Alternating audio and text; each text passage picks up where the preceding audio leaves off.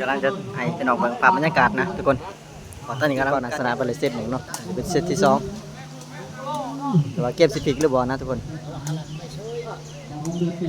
ต้องรอลุ้นกันอีกทีหนึ่งเนาะโอ้ถือว่าสวยงามสุดยอดรักเหลี่ยมดีเนาะถือว่า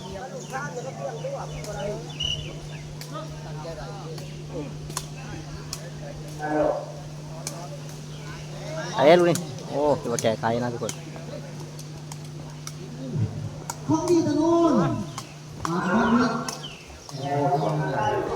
เป็นกรรมการ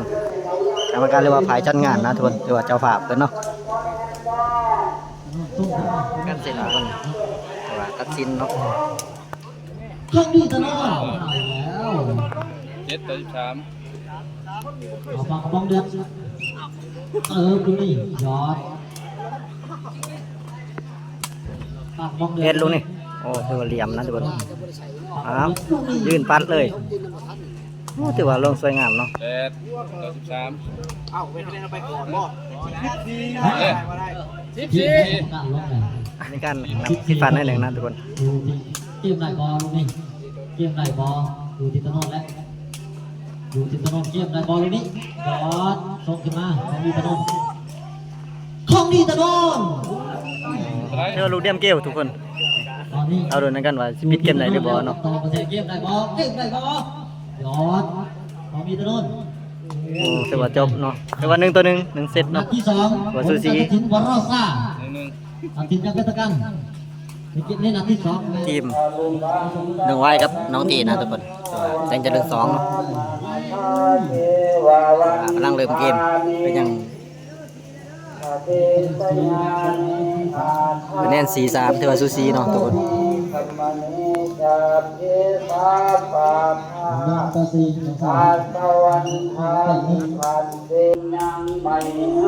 โอ้เสิร์ฟเลยแต่ว่าเด็ดสมควรเนาะค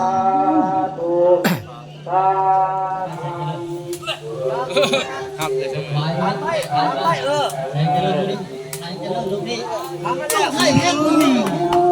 ถือว่าลงงามนะ10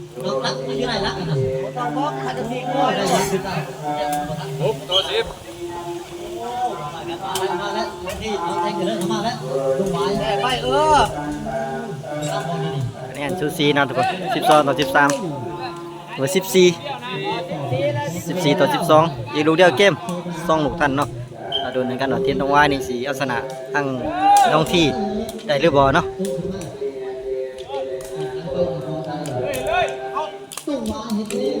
โอ้สวยงามถือว่าปิดเกมได้นะทุกคนถือว่าเกมนี้เป็นลงไว้เอาชนะแจ้งเจริญ2หรือว่าน้องทีไปได้เนาะคะแนน15-12ถือว่ายังบ่ขาดมาได้ทุกคน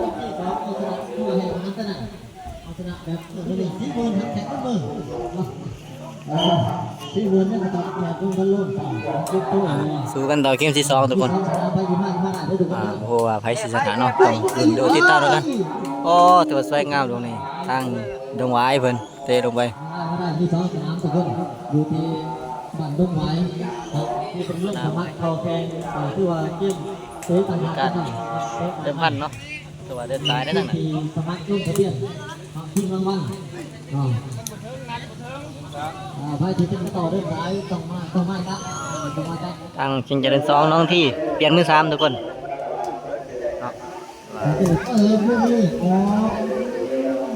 ก็ออกสนามไป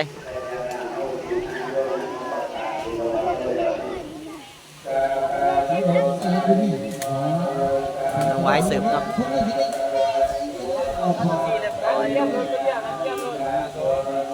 โยนมันถึงนัดใกล้ก็จะโยน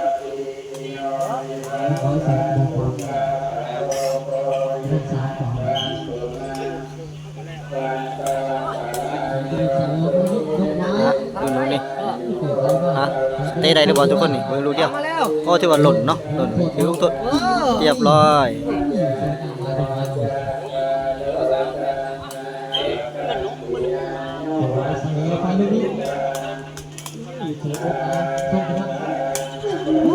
ถือว่าออกล้างสนามไปเลย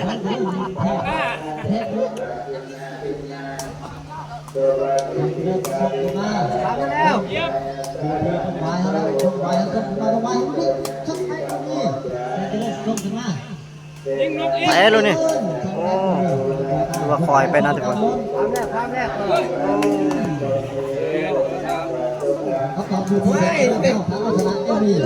ให้ในที่สองมันจะไปบอกเขาจบบอกเสียงมาแล้วหนึ่งนัดนี่นัดที มาได้เลยโดน48เลยเด้อ เอาไปเราจะเล่นใส่ลูกนี้ มาแม่แกมาลงไว้ลูกนี้ นั่น ลงไว้เขาเรียน เข้าซีแล้ว เราสีถือว่าขาดร้อยนะทุกคนเกมนี้เนาะขาดร้อย โอ้ยชุดดีงาม ถือว่า0-4 10ต่อ4แต้มว่าเกม2นี่จะขาดจังหน่อยเนาะทุกคนโอ้ถือว่ารอดไป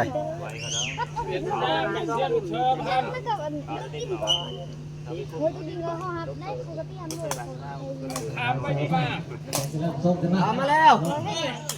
เอาแล้ว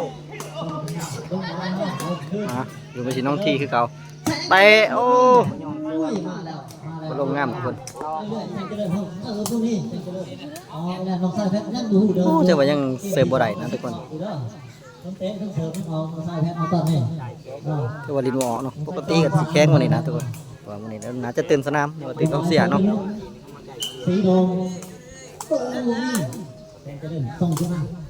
แสงเจริญลูกนี้แสงเจริญลูกนี้ ลงกับบอลเลยดูเดียวเกมทุกคน ล็อกมือ แต่ ไป ว่า เล น่าย จะเป็นดวงไว้ชนะ2หวดเนาะว่ามันใกล้เกินนะทุกคนไล่กันเนาะ สีโดงจับตูดใส่เลยผู้โยนไปจับตูดเธอมันทันเลยสีโดงมา โอ้แต่ว่าเกมตัวเสิร์ฟบ่ได้แฮงทางใส่เจริญเสียลูกเสิร์ฟหลาย มันก็ระวัง